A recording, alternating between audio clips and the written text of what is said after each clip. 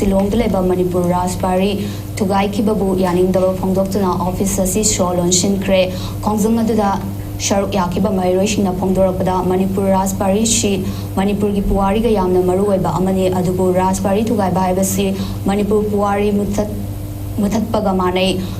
Ngasi maheiroi singna Honorable Laitana PDA gi office da laktuna Raspberry Tugai Kibagi Matangda Wari Shana Balakpada Office Asiki Staff Authority Laitaba Office Samagamana Haina Pongdoraki Nasi Sangsilba Kongzangasi Ahan Bani Shidagi Henba Kongzang Kayasu Sangsilakini Haina Pongdoki Bagaloina maheiroi singna Pendaba Kolau Kayasu Lauki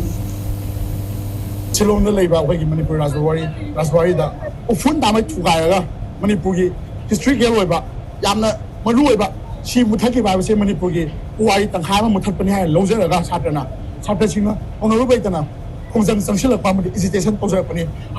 PDA Mafunda Laga, Aquina, Wari of the Sanazasi, Hana Lagomatam, the Mokoina Sadarse, Zingaraga, Manu to stop her lerme. Mokoi Laga, Atopo stop her, the money room side to give Zingre, Ado Gimato Tadi. Saturday, Okasangapanda, Saturday, Tizala lerme, Saturday, Lambasi to give Kenoga, Sambia, Milate, what the Hyrokanda, when Saturday, Sangi, the ones the policeman, Sambia, Hana, Okashaman, Senator Vida. Ado, when the singer with the game, Matasida, Namzelaga, Tamukanda, Mokoi, Meluena, me Manga, the Rumuti.